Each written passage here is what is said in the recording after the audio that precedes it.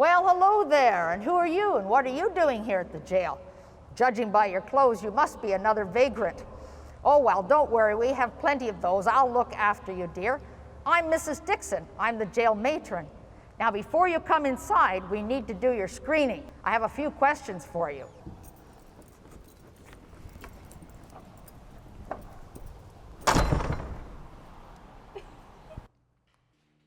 So, come along now. I haven't got all day. I'm a busy woman.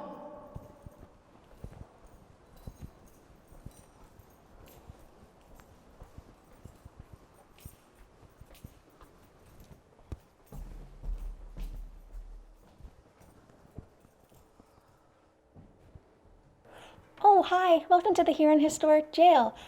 If you've already made an appointment and everything, we just ask that you wait outside so that I can meet you there and screen you before you come in. I'm sorry, there's actually nobody else here right now, so I don't know who could have done the screening for you. Oh, did she have her hair in a low bun? And she had these big sleeve protectors?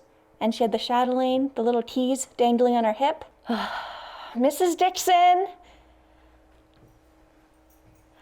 I can't have you operating the jail front desk all the time. We need to follow the new safety procedures. I'm wearing PPE, and this vagrant needs looking after. It's been over 100 years. Jake and Shanae already talked to you about this. You don't need to operate the jail anymore.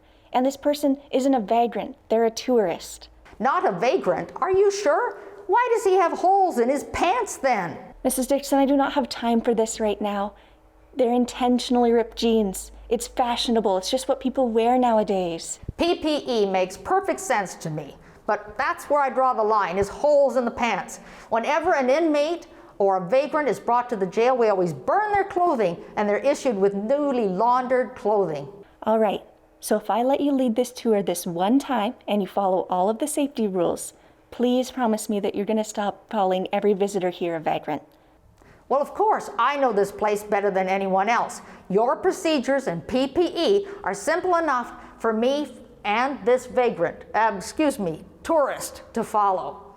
All right, so before you go off on your tour, normally what we'd have you do is we'd have somebody who is a jail worker ring you through, but in this case, it's going to be Mrs. Dickson. And really do treasure this time that we have with her here because she is a wealth of knowledge and she was an incredible woman in the 1800s. The only word of advice I really have is just to maybe stay a little bit lower with the G word, ghost. She's a bit touchy on that. All right, Livia has informed me that due to the pandemic, we must maintain a certain amount of distance apart from each other. So you will notice stickers on the floor. If someone's standing on one of them, you need to be standing on the other one. Now, once we reach specific areas of the jail, you will notice that there are stopping points.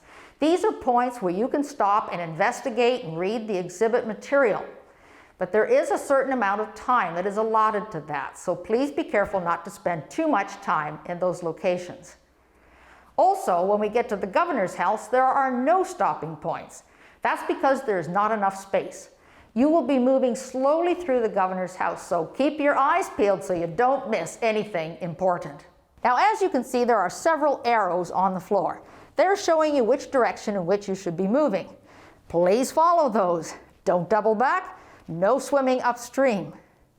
Now, I want you to listen carefully to my instructions. You wouldn't want me to have to get my husband, the jailer. He's not as kind as I am. So, as you move through the building, you will notice that we have these hand sanitizer stations. Now, being a temperance advocate, I wasn't too fond of having this much alcohol in the jail. But they tell me it's for medicinal reasons, and, well, since our jail surgeon uses alcohol in his practice, I guess it's all right, although he prefers whiskey. Don't forget when you're back here to take a photograph of yourself and your friends in the cells with those little boxes you all seem to be carrying around all the time. I've been told that's called taking a selfie. Now, in the governor's house, we have a gramophone. It's a magnificent device. It's almost like having a brass band in your front parlor. But it's very delicate, so don't touch it. If you'd like to hear it, simply ask one of the staff members and they'll play it for you. Now, when you're done here in the governor's house, you will be directed towards an exit. Thank you for visiting the Huron Historic Gaol. I know that COVID has really impacted everybody a lot, but it still means a ton that you came to visit.